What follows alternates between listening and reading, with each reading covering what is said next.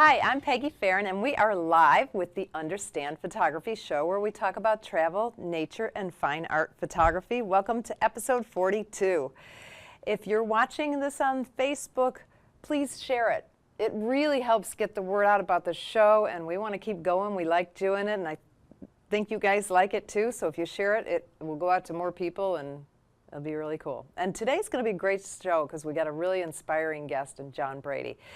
This is going to be repurposed as a YouTube video, and also it's a podcast on iTunes. So just do a search under the Understand Photography show and you will find us. We've got 41 episodes already in the queue. So our next 4 weeks to proficiency in photography online class starts on July 6th. And if you haven't yet, watch our free video webinar. It's called How to Get a Solid Photography Education in Just 4 Weeks, and you're going to get a nice little general education. You'll get a feel for my teaching style, and you'll learn more about what the course is all about. If you want to learn the simplest way to how to shoot in manual, you need a good foundation in photography, and then everything else becomes easy. Maybe not easy, but easier once you understand the mechanics of what you're doing. And we also have our online Lightroom class on sale through June 2017. Don't miss this crazy price, because as soon as I announced it, I regretted it. And a lot of people have taken us up on this price. You're going to have the class for life. I'm not even going to put it on YouTube because I don't want the world to know how cheap I sold this class for. So go on understandphotography.com and click on store, and you can go right to the different courses and get more information there. So my guest today is John Brady. Now, I've followed John's career for a really long time. He's got a really interesting story. He's a dream chaser. He goes after his dreams, which I think is really inspiring. He pursued his dream to become a photographer, a landscape photographer many years ago. And then we're going to talk a little bit about how he basically saved Everglades Wondergardens in Bonita Springs. And then he continues to inspire us with his Everglades landscapes. So welcome to the show. Well, thank you. I'm glad to be here. Thank you for coming. So I have followed your career for quite some time, although while we were talking before the show, I learned more about you. I knew who you were because I was a portrait photographer. You were a landscape photographer, and I knew you had a gallery in North Naples. Absolutely. And I had seen your work. It was gorgeous, still is gorgeous. And then when you got involved with the Everglades Wondergarden, that's when I started really getting to know who you were. But now you've been a photographer all your life, you said? Yeah, since I was a little kid.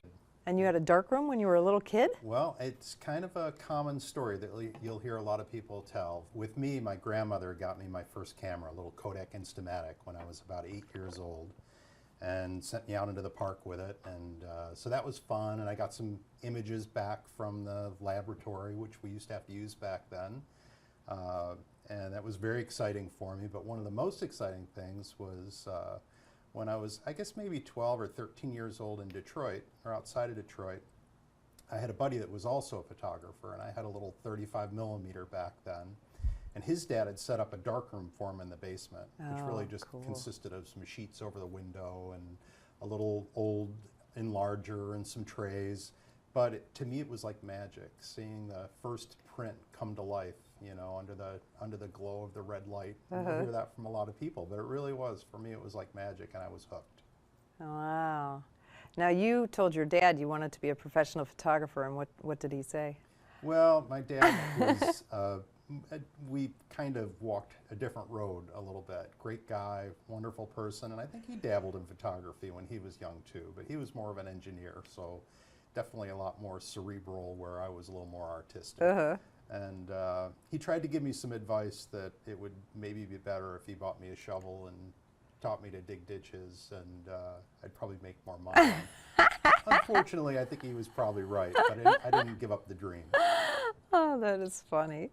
So now you never in your entire life have quit photography, said, I'm just not going to do it for a long time, or have you? You know, it took different places in my life. It was all I wanted to do when I was young, and it was pretty much what I did. You know, I always had a camera with me. I always was on the yearbook and did the sports photography, but I was concerned that for me, portrait photography was not going to be the right road. I didn't enjoy it, and that's where I saw most people making a living. So I didn't know how I was going to make a living, but my dream was National Geographic. That's what I wanted to do because I loved nature photography. I loved landscapes and travel, but I had no idea how to break into that. So anyway, I just continued to go along and, you know, entered into the Scholastic Art Awards things. I was always involved in photography in high school and just stayed with it. And as I got older, I had to find some ways to make a living and support a family. So the camera stayed nearby, but at times was a little further away from me. Yeah. So now when did you move to Florida? I moved to Florida in 2001. And why did you move to Florida? I was in central New York at that time. I had businesses in Syracuse, Rochester, and Buffalo, and it snows up there. I and know. It's cold. I know. I And told you I lived in yeah, Syracuse for a little while. I didn't like it. I think I've had enough of that. I think it snowed one Mother's Day. We got 8 inches of snow. Oh my God. And my wife and I both decided that would be a good time to make a commitment to leave. So anyway, yeah, we chose Naples because great weather, great economy.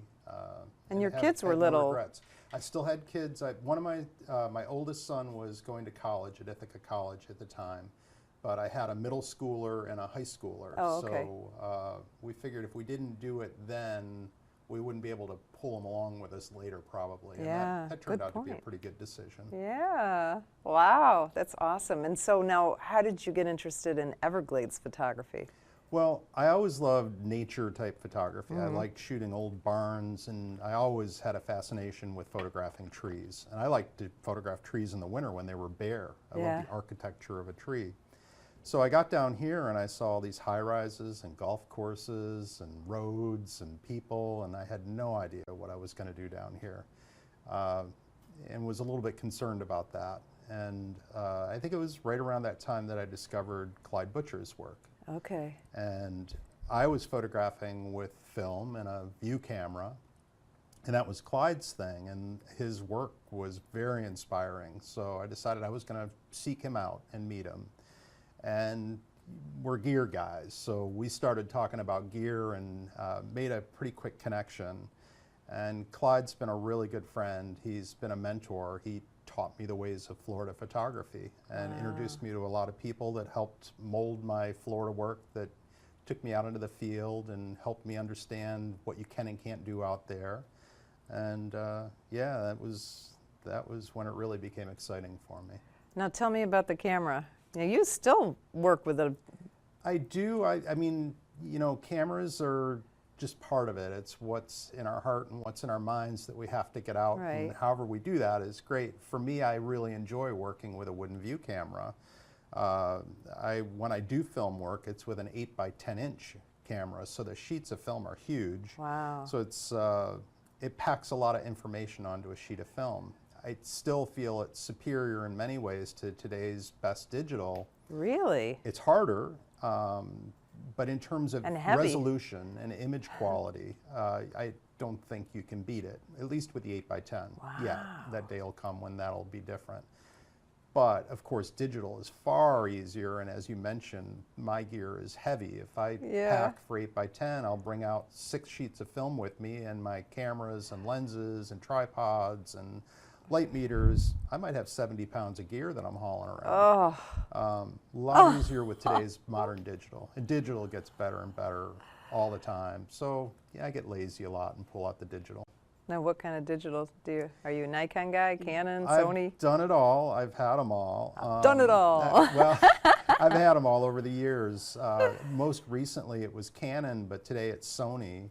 I shoot with a Sony A7R II. Okay. And so a mirrorless camera. But the reason that I do that is I'm able to incorporate my Canon lenses, which I have a big arsenal of, onto my Sony camera. So that, for me, that's what hooked me. Yeah, once you buy the lenses, you got to kind of Yeah. I didn't know you could put the Canon lenses There's on an those adapter Sonys. Okay. called a Metabones adapter that you put on, and that's the beauty of that Sony is you can put all kinds of lenses on it. You can put Nikon lenses on it, Canon lenses, depending on what adapter you get for it. I didn't know that.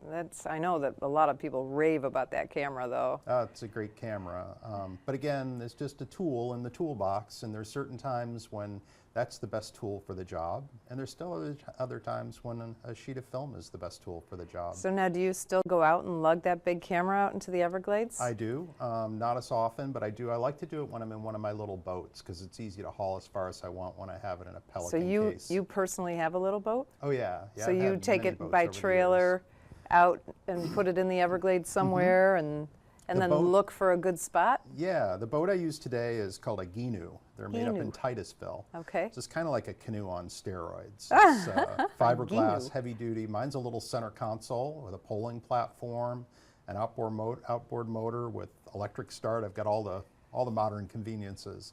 But I take that in creeks and lakes. I take it out in the Gulf. I go down into the Everglades with it. I go all over with it. So it's kind of like. But you have to actually get out of the boat to take the pictures. Yeah.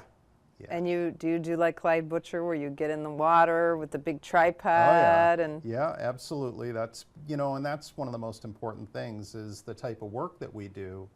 You have to have a very stable camera to get the image that you want because we're using small apertures, which tends to be longer exposures. And with my film camera, for example, f/64 is not an uncommon f-stop. So I remember you told me that when I first met you. I was like, f/64, wow. Yeah, we look for as much of the image to be in focus as we can get to try to get that realism effect, and small aperture does that. I also like the fact that because it's a small aperture, all the exposures tend to be over a second. Many of them are in the minutes. And with film, you don't get any added noise or anything like you do with digital. The longer an exposure, you can get some electronic noise. With film, that's not the case. So what happens with that 1 second or 15-second exposure is with water, for example, everything smooths out. Yeah. And it gives it kind of a dreamlike effect, I think. Yeah, I love that look. That's last week my guest came over from the other coast of Florida and said, I want to go shoot the sunset, So I forget that sunset's a big deal to people who don't live in Naples. There's some great ones. So we went to the Naples Pier, and I was like, what can I do? I've taken so many pictures of the Naples Pier, and so I put the ND filter and was messing around with the slow shutter speeds, and it was fun. I mean, I put some of the pictures up, and I was like, they're okay. I wasn't that excited, but the subject is hard. It's fun to try something different, to fun. take a different approach, to take something that, okay, everybody's done this. What can I do that'll make it a little bit different and that I can have fun doing it? Exactly. When it stops being fun, then it's no good. Well, we do the Old Naples photo tour every Monday during season, and Brian usually does it for us, but a couple years ago his mother got sick, so he left like in March or February or something, so Joe and I had to do it. So doing the same thing every week was difficult for me, who is a very right brain personality. And so every time I led that tour, I brought a different lens or a different camera. There you go. And I had to come up with something every time just to kind of add interest to myself, because I would get bored. Yeah, well, it's like when you work with a group and you give them a photo assignment and you give them all the same assignment. Oh. And, go photograph a doorknob. Whatever mundane thing it is, and it's fun to see the different approach that people will take to the same object. Actually, it's funny because that's one of the advice I give regularly is go out and shoot with other people, and you'll be like, I was standing right there and I didn't think to do that. What a cool idea. So the next time you go out, your mind is opened a little bit more. Absolutely. So, yeah. So now, what about all those bugs? This year has been the worst year for mosquitoes ever. Yeah, I've been getting out there too, and it has been the worst. The salt marsh mosquitoes are at their worst. I wear something called a bug jacket. Okay. You can put whatever spray you want on, and it helps a little bit, but they're it's still like going to attack you. Yeah, it's like they like it. Yeah, so a bug jacket is like a screen suit, and it's already warm enough out there, and then you add a jacket to the mix, and that makes it more interesting. But it definitely helps. I have a problem when I'm out trying to photograph and concentrate on an image, and I'm breathing mosquitoes. Yeah. when Yeah. it stops being fun. Yeah, and they go for your eyes, They go too. for your eyes. They're in Do you your wear the ears screen over and- your head? Yeah, the whole Oh, thing yeah. kind of fits. And now that makes it a little more challenging. You're not able to see what you're working on as well. But that takes me back to my large format photography where, you know, with the view camera, everything's upside down and backwards when you look through the ground glass. And Wow. the image is very dim, so you're really focused more on shape and form. So when you're looking through your screen mosquito suit, it's all about shape and form again. So sometimes, you know, that can help you with a creative process, I guess. That's interesting because I did for the first time, Joe Fitzpatrick and Chris Hopkins and I went out to do night photography in the Everglades. And Chris said, here, buy this bug jacket. So I did, thank God. Yeah. But I couldn't see. I'm like, how am I supposed to compose this Especially picture? at night. It was so dark. Yeah.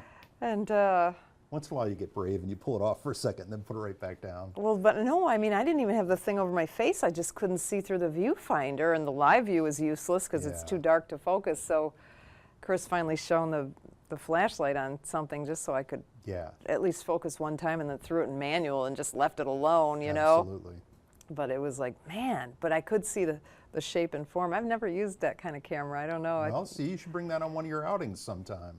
I'll get you set up. I'll show you how to use it. We'll invite you. You can be the teacher. Do you have any favorite spots in the Everglades? You know, I love Florida in general. I go all over Florida, but one of my favorite spots that I recommend to people is Loop Road. Are you familiar with Loop Road?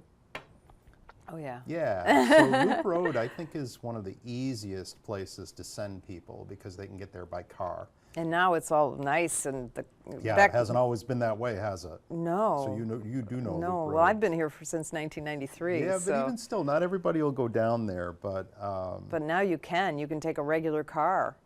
yeah, so you can take a regular car. I actually took Tipper Gore down there about... Did you really? Yeah, she was in town for some speaking engagement, and she was a photographer when she was young before she met Al. She didn't worked know for a that. newspaper, and I guess she's continued with her photography. And she wanted to go out and photograph the Everglades. Their administration was heavily involved in funds to help save the Everglades, and she was here and thought, you know, I've never been out there. I'd like to see it. I'd like to photograph it. So somebody passed my name along, and anyway, we spent 3 days, and I took her down there, and we hiked into a cypress dome, and we did the waist deep into the water Oh thing. my and God. Old yeah, Tipper she Gore was- did that. yeah, Go, it you was- go, girl. Yeah, it was fun. It was fun. Actually, that was my first time ever hiking into the waist deep water was down Loop Road on Yeah. Gator Hook. Wow, that's one of the... I went in September. Chris Hopkins took me, and now I'm like, I love it. It's I love it. beautiful. It is so. And people have no idea what they just assume that, you know, it's the swamp. Like we watched all those cheesy shows when we were kids. Or and swamp there was monsters quicksand and- yeah. swamp monsters but the swamp is our swamp at least has a very firm bottom. It's a limestone bottom. Yeah. There's a little bit Ankle of silt. twisting. Yeah, a little bit, but it's really, the water is clean, and I find the bugs to be less when you're actually in the swamp than when you're up on the trail. The Oh, trails that's seem to be where interesting. they really hammer at you, but anyway, it's a great escape to get out there. So that's one of my places agree. that I like, and I like to send people, but as I mentioned, I love trees. I love the Oh, yeah. abstract nature of them. So I seek out lakes that have old cypress trees that are all gnarly, and sometimes places that have dead trees that still have a lot of shape and form. And we have a lot in the Everglades? Well, we have a lot all over in the Everglades and some of the lakes near here. Fish Eating Creek, although it's not about dead trees, it's about cypress trees. That's one Yeah, of my that's a favorite beautiful places to go. place. Spent a lot of time there photographing. And that's not too far from here. No, not at all. There are a lot of easy day trips that we can do. And there's all different types of photography if you want to do macro or, you know, landscapes or... But you mostly focus on landscapes, right? That's my thing, yeah. Now, you know, we're doing a photo trip in April to the Apalachicola area. Have you been in that area? I've done a little bit around there, yes. Have you been to Dead Lakes? I've spent a lot of time at Dead Lakes. Oh my God.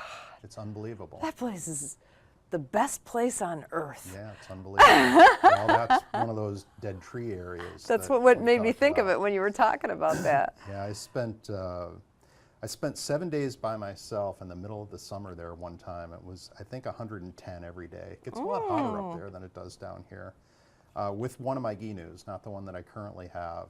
Now that's a mud bottom lake. Oh, is it? Oh yeah, you don't want to get out in that one. So you have to get a little more creative. And there's also something we call snags, where there's all these dead trees under the water that you can't see. And if you're tooling along in your little motorboat too fast, you'll wreck your prop. And so you got to be a little careful out there and go slow. But yeah, it's amazing there. And I've gone back and will continue to go back because that's my style. That's what I like. Yeah. I loved it. I would like. It's mysterious. I went crazy when I found out about it. I call it a cypress tree museum. Oh yeah. Because all those trees they were probably 1,000-year-old trees plus that died when the Apalachicola and the Chippewa River overflowed their banks during a major flood, and that was just like a cypress slough, I guess. And the flood was so severe that it drowned the trees. I mean, cypress can live in the water, but it must have been so deep for so long, hundreds of years ago. I'm assuming that happened. In the 1800s, I think. Is that what they say? Yeah. Well, it was pre-logging, and that's the beauty of it, is the loggers never bothered with it, because by the time cypress logging in Florida came along, those trees were already dead and drowned. Yeah. So now what's happened is the bases, new cypress trees have regenerated out of the tops of them. So you have these old ancient trunks with younger cypress growing out of them. So kind of cool. And we are leading a photo trip there in April, so join us, understandphotography.com. Now you mostly do landscapes though, right? Yeah, that's correct. And how do you sell your work? You do sell your work, right? Yeah, I do. I have a website, Okay. and I've had galleries. I still kind of have a little bit of a gallery, but it's not a full-blown gallery today. I've done solo shows where, along with showing my work is available for purchase. And I used to do a lot of art shows. I've backed off on that, but I used to do a lot of art shows. They're hard work, aren't they? It's a you lot have of to work. set up a tent. It's a lot of fun too. Is it? I've Yeah, never done it's one. Like, there's a whole culture, and it's like outgoing camping in a lot of ways. I have a travel trailer that I bring with me and stay in my trailer, and my other buddies are there, and anyway, it's fun. You got all kinds of stuff. Yeah. You got all kinds of cool toys. stuff. Gotta have toys. The boys and their toys, Yeah, right? yeah. So, what was I going to ask you? I had a good question, and now it flipped right out of my mind. So, all right, so you're selling and you sell large prints, right? Well, that's one of the advantages of the 8x10 view camera. I mean, if you're going to go to the trouble of shooting with that large of a piece of film, the idea is because that film has so much detail and resolution, you can make really big prints. And that used to really set the guys that would do that apart from the people shooting with the 35mm. Right. Today's modern digital will allow people to go pretty big though too. Not as large as that, but pretty big. Yeah. Anybody out there that looks at the size of their files from their digital cameras know how big those are if they're, whatever size. My digital files that I produce off of a sheet of film, because I scan the film and print it digitally typically. Oh, I see. Okay. They're over a gig. Oh, and wow. that's not taking full advantage of the resolution. So they're huge files, 4 or 5 times larger than the larger digital files. Now, where do you today. get them printed? I do all my own work. So I do my own processing, I do my own printing. I have a lab at home in my studio. So yeah, it's the best way to tackle that one. Used to be you could take it places. Naples had photo labs. Remember we had 2. Oh, one of them's still in business though. Yeah, whether they're doing 8x10 or not though, I don't know. I doubt it. I don't know. When I started doing color film work, I'd always shot only black and white. Okay. And I made a decision that I was going to learn to do color work with film, which sounds like it should be pretty simple, but it was kind of a daunting process. And with that process part, processing color film is way more difficult than processing black and white film. Okay. Black and white is a lot easier temperature-wise, and color, everything has to be about 100 degrees, and it's multiple steps, and it has to be very precise. And so anyway, that was something that I took on to learn and do. But I wanted to set myself apart from people that were doing black and white film photography. And like Clyde, for example, whenever I would show my black and white work, People would say, well, you're just copying Clyde. And that was the Yeah. last thing in the world that I wanted to do. Yeah. I was inspired by him for sure, and I was doing Florida landscape. So I thought, well, if I do color work, maybe that'll set it apart when people Right. won't make that direct comparison, but they still would anyway. Yeah, yeah. So, Well, he's but the that's big, okay. he's the There's big nothing wrong name with down that. here. No, there's nothing wrong with being compared to him. So. Yeah, that's interesting. So you always processed your own? Well, since I was a Like- kid, I processed my own. But, Here in Florida, though, we don't have basements, right? You have a big house, or? well, I took over the kitchen or the laundry room at points. Uh-huh. With black and white, that's simple. I could set up a quick lab in a laundry room by setting up 3 or 4 trays and a laundry sink and blocking off the light. I could tray process 8x10 very easily. Color is a whole other program. So I have a studio, and I have a mini lab.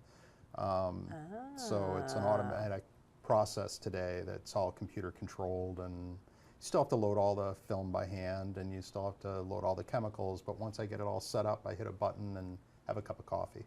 Okay, wow. That must have been expensive. Yeah, you can find that stuff used. Nobody wants it anymore. Oh. Mine came out of a police, was like their fingerprint lab.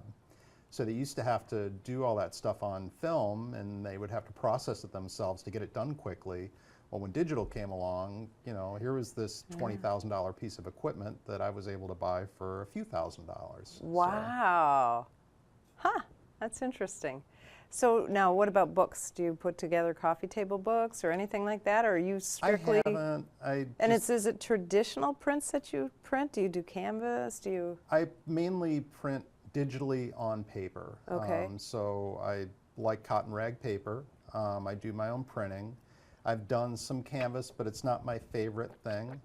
For me, I like more traditional style. Okay. But I'll do anything. I mean, I've done metal prints, and I'll do canvas prints when it calls for it. But what makes me happy is more of a framed, traditional, matted piece. Okay. Even a big one? Do you mat the big yeah, ones too? Yeah, I'm trying not to do it anymore myself because it takes so much work to do. If you want to talk about needing room. And you were cutting your own mats and everything? yeah. Wow, you are really something. Well, I've got all this stuff, so with normal size pieces like 40 by 60 inches, I can do it on a mat cutter. But when you start to do 4 foot by 8 foot pieces, it's all hand cutting. So you're hand beveling and then mounting that work. Everything's mounted onto a board. And anyway, yeah. That's a lot of work. Yeah, I've So now do you backed have, off on that so a your little. customers, I mean, obviously photographs that size are expensive, right? Mm-hmm. So your customers, do you get like collectors of your work, and Yeah. and you found them mostly through the galleries and the art shows? Yeah, through a And combination. word of mouth, Word maybe? of mouth. Because I don't know how I knew who shows. you were, but I've known who you are for a long time, way Yeah. before we met. Yeah, well, we're a community, so we get to kind of know each other that Yeah. way. But I've got designers that know me and know my work. And, okay. So I've met a lot of them at art shows or in my galleries and things of that sort. Do you ever hang in other people's galleries? Occasionally, but I try Not to that keep much. control of my work, so I'm a control freak. What do you mean by that? What do they do that you don't like? It's not that, Or what might they do that you don't like? well, I feel like it's more effective when I'm available to present my work and explain my work. And, Oh, I see. So, I mean, I've had work in all different environments and continue to today, but what I enjoy is when I'm kind of in control of it. I get it. Yeah, that's true. You know, we have a art business consultant who teaches here on occasion. She lives in Englewood and comes down, and she was on the show. Her name's Carolyn Edlin, and she was talking about the importance of the story that goes with each art piece. There you go. And it's way more effective if you can tell the story in Absolutely. person, Yeah, you there's know? romance behind it, you know, Yeah. and if you can tell the story, and it's more interesting for everybody. Yeah, And it takes me back to those places instantly. It really is. I mean, I know in 2009 when I was going broke basically, yeah. I Been there, started done doing I started doing event photography, and my first customer was the Naples Art Association, Mm-hmm. which ended up being a really good thing for me because I am a big believer in the Naples Art Association, in art associations in general. Absolutely. I mean, they're there to help artists grow, become better artists, and learn to sell their stuff. And why was I telling you that story? I can't remember. I'll tell you one my story, and I've told it on the show before, was Clyde Butcher. He spoke one time, and he had a picture of his printer on the wall, and it was like It's incredible. a 8 foot high picture. Yeah, it came out of a newspaper place. It's an old copy camera, I guess, that he created into an enlarger. Well, he had, the whole story behind the printer and everything, and I thought, how strange to put this on the wall, right? Anyway, so I do my job, and then, as I get more into the photography world, and since I started teaching in 2009, I got more into landscape photography and met all these other people, and so Carolyn was talking about how important the story is, and Joe did a private lesson in somebody's house, and Joe said, "Oh, that's a Clyde Butcher, right?" And he goes, "Yeah, you should see the printer he printed it on." And he had told this whole story about Clyde Butcher's printer, which... It's kind of funny. We all are interested in different things. Some of us are more interested in the technical parts of it. Other people are more interested in the art part of it and could care less about what was used to make it.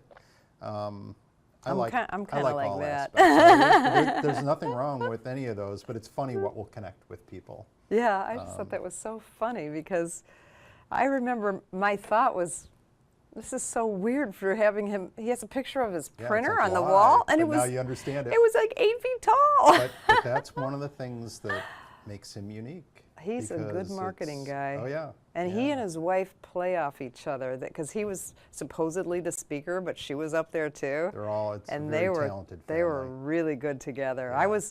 I just remember my business side clicked in when I was listening to him thinking, these people are amazing marketers. Yeah, well. So, I mean, he's an amazing photographer first. Yeah. That's first and foremost. He's got some great stories of, what it took to get where he is, and he worked hard at it and had to become a great marketer.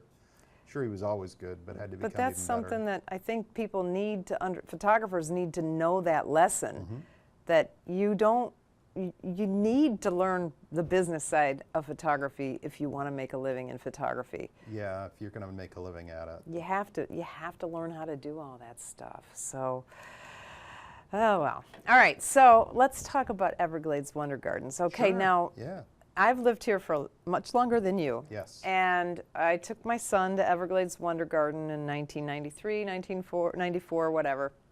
And it was okay. There were some animals there. It was kind of like a zoo, kind of like I don't really know what it was supposed to be, but it was like an old Florida attraction on the side of the road. Yeah. But then they moved the road, right? So it's on old US 41, not on US 41. The land time forgot. Yeah. So I remember thinking, yeah, this is okay, whatever, right? And then I forgot about it because it's in Bonita, which is 40 minutes away from me, not that far, but not that close either. And once you go there with a little kid once or twice, why would you ever go back, right? Yeah. So I had heard that it was going out of business many times, but I never really paid attention. And then somehow all right, this is where your story comes in. So you heard it was going out of business. What was the story? Well, I heard the same stories that you were hearing about the Wondergardens and had the same takeaway that you had. The Wondergardens started back in 1936 by two brothers from Detroit. Oh, I didn't know that. Yeah, kind of like our early days. Wow. So yeah, two brothers from Detroit, Bill and Lester Piper, and over the years they created this roadside attraction. There's a great story there, and there's some books that have actually been written about it. But so they started this place that became more of a neighborhood zoo over time. Okay. And when they were doing it back in the 30s, 40s, 50s, and probably even into the 60s, that didn't really offend people, having a neighborhood zoo. That's what people did, and it was normal. But today we know better. We know that keeping big animals in small cages is not the right way to do it. There's proper zoos. Naples has a great one. The Wondergardens was not a good zoo, but it was a great historic place. So the third generation of the Pipers, David Piper, was running it and had some health issues and had decided it was time to stop doing that. It was time to close the place up. Business was waning, I'm sure, because a lot of people had a really bad impression about the place. It smelled, big animals again in small cages pacing back and forth. Some people loved that, but a lot of people were really offended. And so they made the decision to close, and I thought, you know, they're going to lose this piece of history. I love the old buildings. You know, I love things like Koreshan, and so here was this little gem. And let me just say, Koreshan is now a state park, but it's this historical area in Estero, Florida. Yeah, I'm sorry, just glossing over that. But hopefully again, we have a history worldwide audience. and I'm sure you do, so I apologize to that audience. But, you know, here we had this beautiful old place that just had, in my opinion, had been neglected and needed some help. And now, even more so, all these announcements that it was closing, it even made USA Today during the closing. And what year was that? It was in 2013. I've got to even think about it today. Yeah, back in 2013 in the spring. They had shut it down after season. I think they closed in April. So I thought, well, you know, maybe this is something, I was looking for something to do, a new change, and I wanted to try to see if I could do something meaningful. And, you know, I've always watched other people give back, and, you know, we just expect people to do things all the time, and we sit back and wait for somebody to do something, and nobody was stepping up to do anything about this. I don't think people really cared that much at the time. Yeah. So I thought, well, you know, I'm going to move my gallery. So the old building I thought would be really cool for a gallery, and I thought I'll rehab the property and bring it back to life. So I came in, and the cages were kind of cut open. The animals were all gone. Well, let's back up a little bit, though, because you didn't have that kind of money, did you? No, I had a little bit of money. I'd been in business my whole life, but I didn't have that kind of money. You're absolutely right. So how'd you? I was going to. You can't just say, "Here, I don't have money, but I want to take over your." But you did. Well, that is kind of what you did. I didn't purchase it. He wanted over $3 million for the property. Okay. And he wanted to sell it, and the only thing that was going to be logical is that it would be torn down and become condominiums, which is what got me involved. God. And there's a place for that, but we don't need to do it on the last historical places that we have in the area. We should cherish some of those. I agree. So, you know, he needed the money, and it was his asset, and I don't blame him for what he wanted to do, but I said, well, look, let me lease it. You continue to sell it. That's what I remember. You were under fear because you had a deadline, yeah, right? Well, the way the deal worked, I had initially a 5-year lease, but there was a 90-day kick-out. So if he found a buyer, I had 90 days to vacate. So all the money and all the work that I was doing to try to rehab the place and bring it back to life was always in jeopardy. Yeah. But high stress. it was stress, but it was a lot of fun. So my dream was to create a not-for-profit, find a way to purchase the property, to raise the funds to purchase it, hopefully inspire other people to step up and get involved. And it was a pretty sketchy dream. It was a big dream, but it was a pretty sketchy one, and it was looking doubtful for a long time. Yeah, I remember, because that's when I really started getting to know you, because I was trying to promote it on Facebook or whatever, you know, and help. And you had some kind of silent auction I donated, and your daughter came to pick something up, and I said, you know, are you worried about your dad, you know? And she goes, yes. A lot of people were worried about me. Don't I look a lot more calm now than I did back then? I was very stressed out. Because you put pretty much your life savings into that, didn't you? I did, and I put my life into it. I was there 7 days a week, and as you mentioned, my daughter came on board. My son, Ryan, volunteered for almost a year there to work for free, to help me try to make things go. Yeah, because it was a lot of work. So you were leasing the space, leasing it, renovating the place, yes, trying to start the nonprofit. Okay, all right, I'm on board now. We had to have a vision for the place, and it wasn't. Although the roadside attraction aspect was very important to me, I didn't want to lose sight of that. We weren't going to be a zoo. So my vision for the place was to be a botanical jungle with birds and reptiles. Oh, yeah. And I thought that's a great fit. It fits in a small, you know, we're just a little tiny property, but a cool property. How big is the property? It's only 3.5 acres. Okay. It feels bigger because it's such a jungle, and that's what's cool about it. But, you know, 3.5 acres isn't big enough to do everything that you want to do on. You can't really be just a botanical garden, nor would have that been a good fit. And you definitely couldn't be a zoo. But gators, we still have alligators there. We have all sorts of birds. Flamingos, we have flamingos. There. Yeah. The only flamingos in Southwest Florida. You have to go to Sarasota, I think is the closest place, or over to Fort Lauderdale or Zoo Miami. Yeah, because as or- much as people think we have flamingos They here, think they're they're not everywhere. native here. and they're not. So anyway, we had flamingos, and we kept those flamingos. Those are and cool. We brought in new alligators, and so we've continued to improve it, but we were able to create a not-for-profit, and we were able to build a board who now runs the operation, and we were able to purchase it. With the city of Bonita's help, they granted a loan to the not-for-profit to purchase it from the Piper family. So today it's secured as the Everglades Wondergardens. That's That's a pretty awesome. cool thing, but it was touch and go there for a while. Yeah, because you really did. I mean, I was watching from afar basically, and just I was like, wow, I was- can't believe this guy. He's It was a crazy. leap of faith. I definitely jumped off the cliff, and I got lucky and landed softly, because it could have been a bad landing. It looked Yeah. like it was going to be a bad landing, but it turned out well.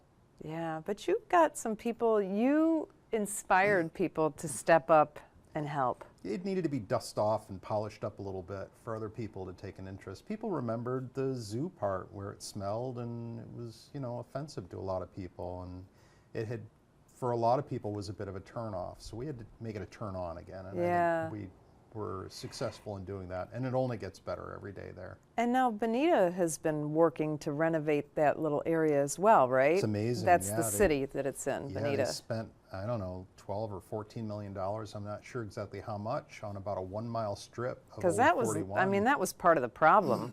You know, Absolutely. Bonita was getting, that area of Bonita was just getting so run down, and now then why would you go out of your way to go down to this rundown area with this rundown zoo?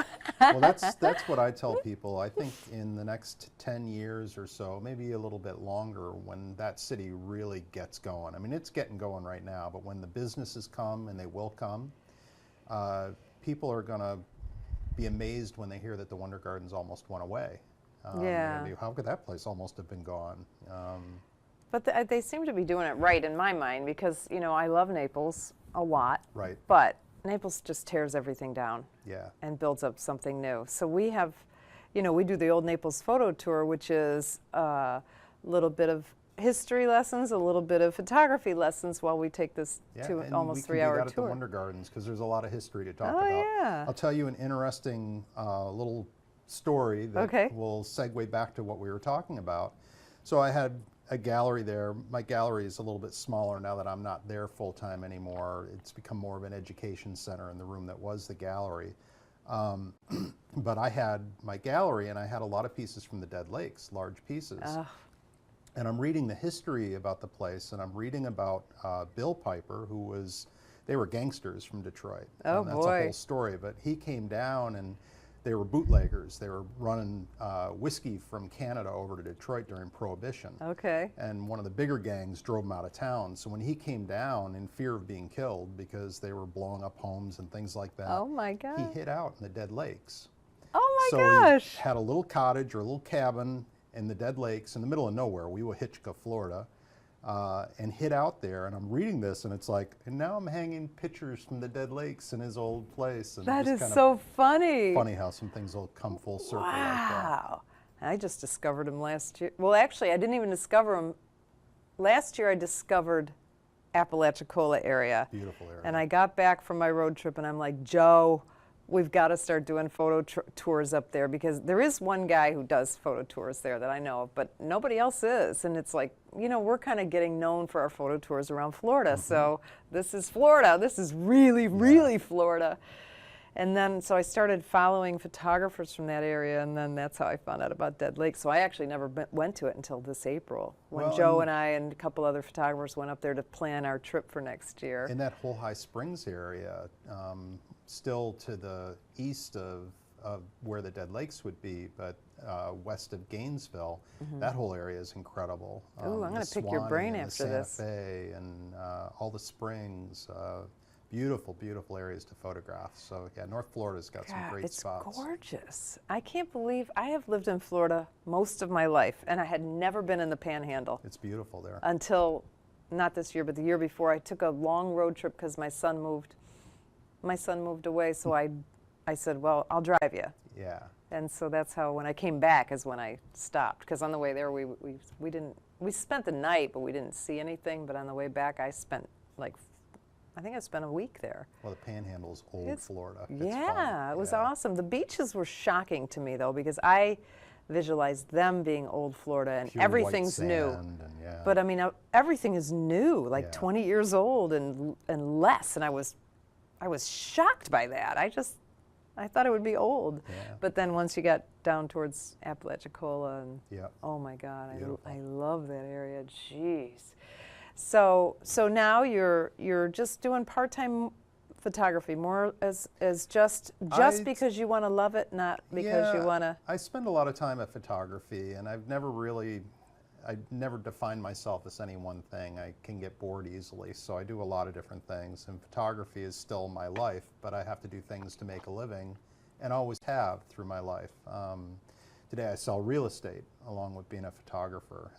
Occasionally I'll even photograph a listing when I need to, but I don't try to have those two worlds meet. But I still am very passionate about my photography. I still spend a lot of time on my photography, and I'm still out in the field. I try to get out in the field as often as I can all over Florida and have a lot of trips planned still.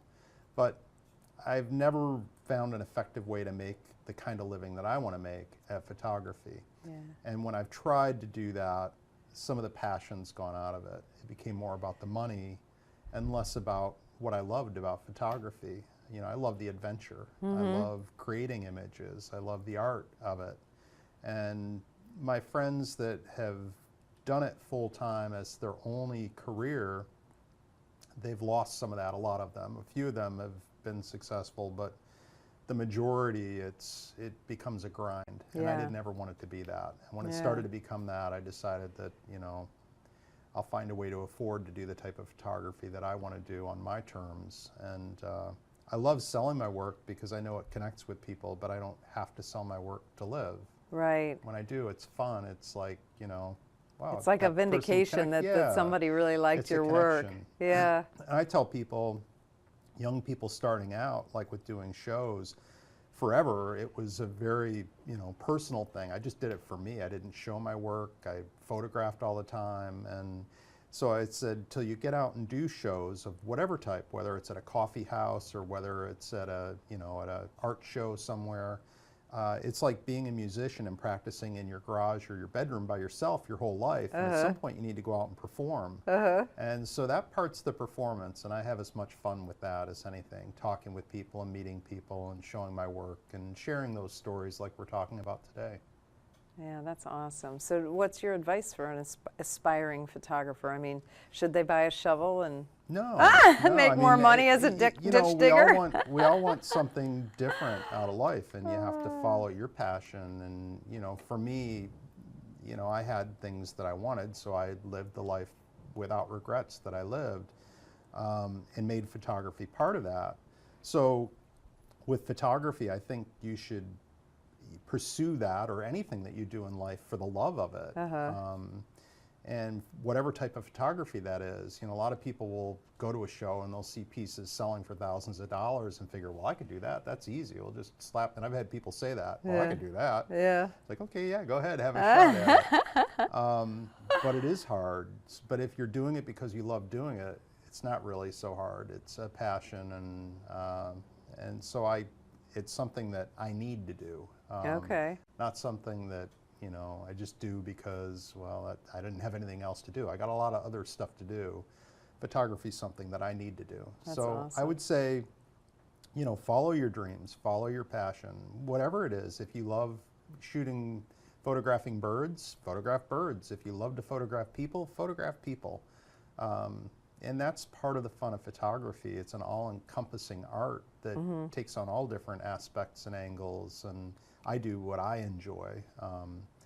There may be better ways to make a living with photography, but again, I'm doing what I enjoy. Yeah. So, but you're good at making money at other things. So you I've been you can fortunate. make money and then have enough time to do the photography. It allows me to do it on my terms. Yeah. But that was my choice, and that doesn't make it right for anybody else. It just made it right for me. Right. Yeah.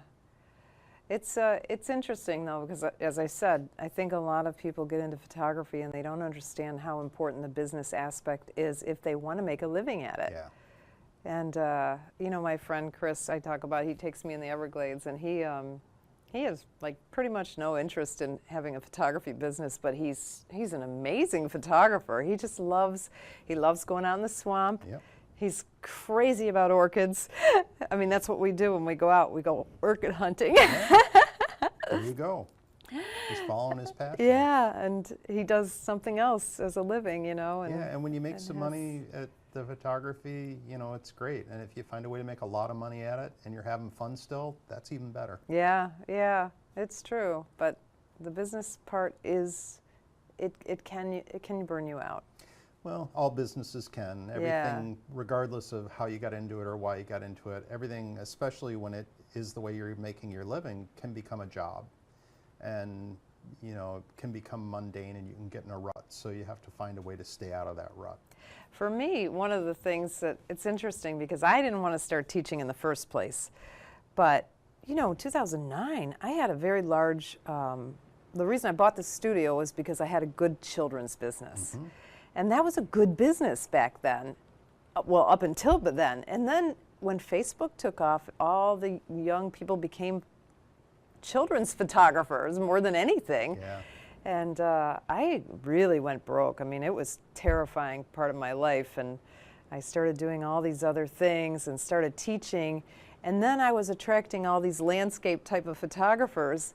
And I thought, well, I have to learn about this stuff. I mean, it really is different.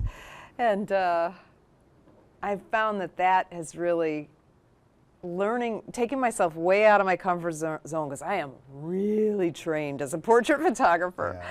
But taking me out in the swamp and learning macro photography and learning all these cool techniques like zoom blur and all this stuff that I've been learning more from my students, I guess, than anything.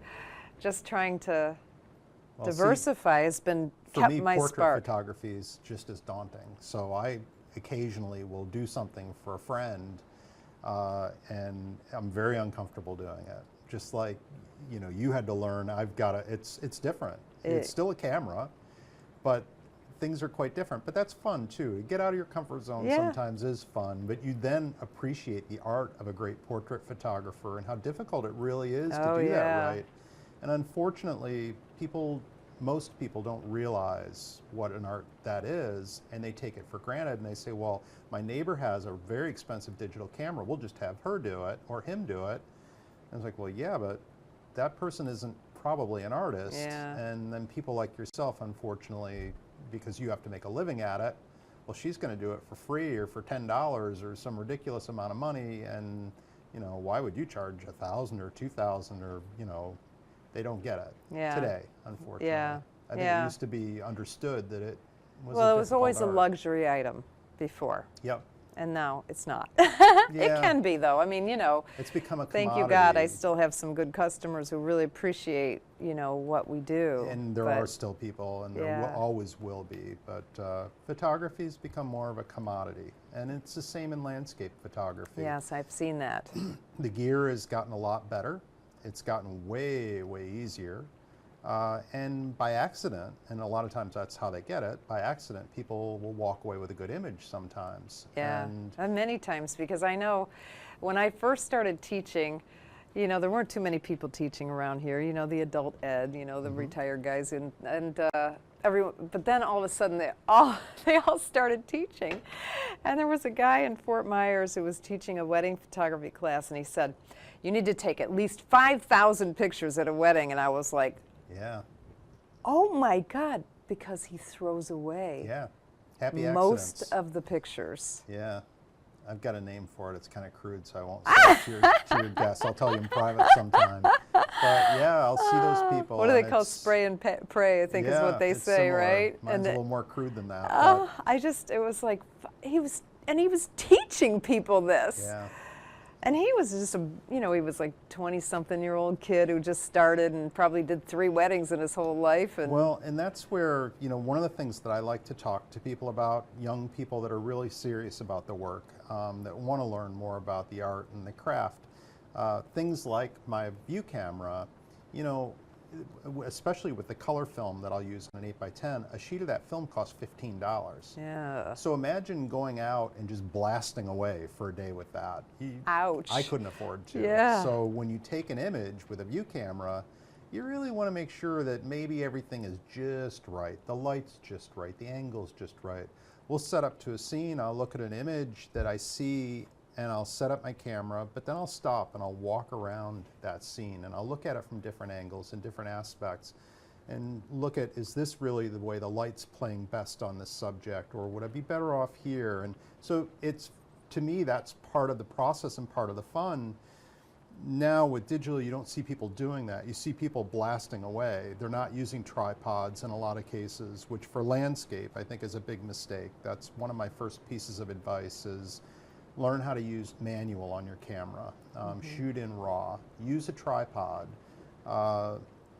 Learn the functions of your camera. Even if later on you're going to set it back on automatic, understand what's going on. Man, you And- sound like me. Yeah. Keep going. Preaching to the choir, right?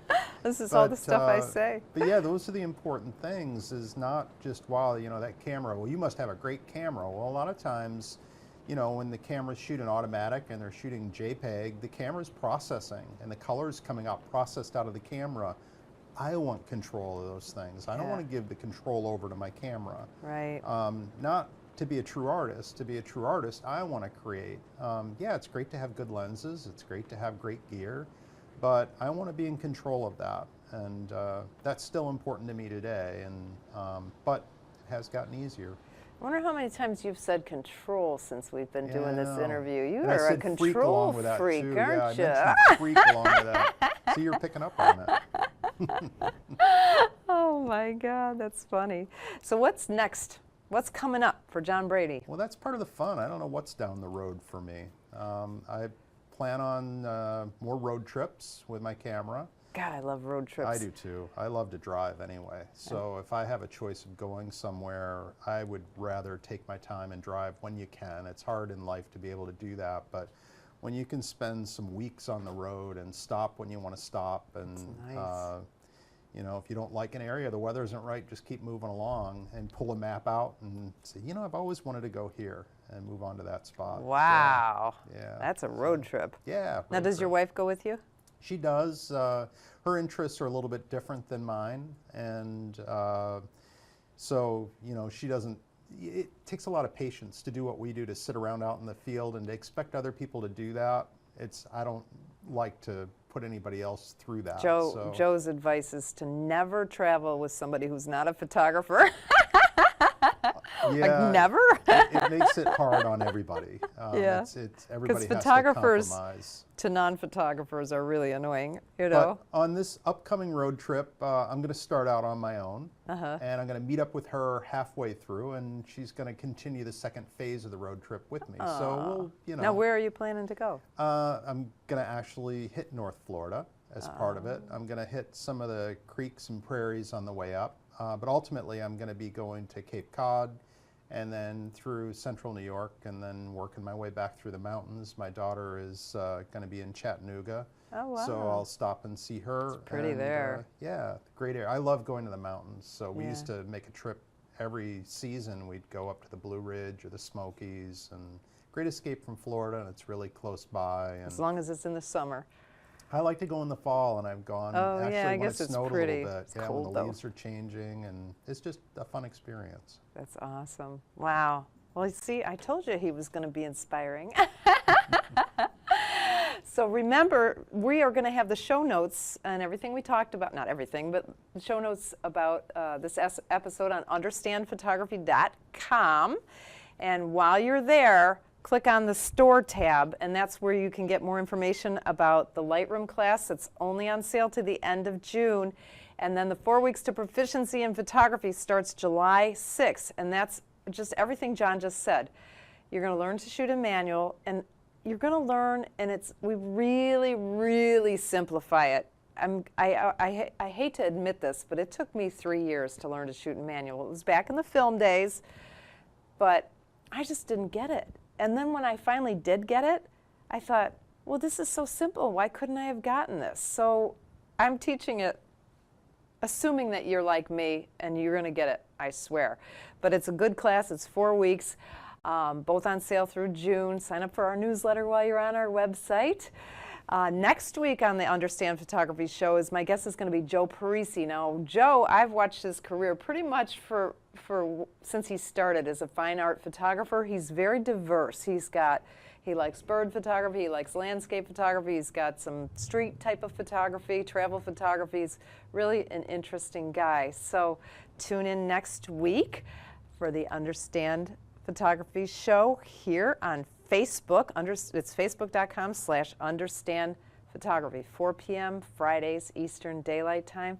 Thank you, John, for being the guest. Yeah. And we'll see you guys next week. See y'all.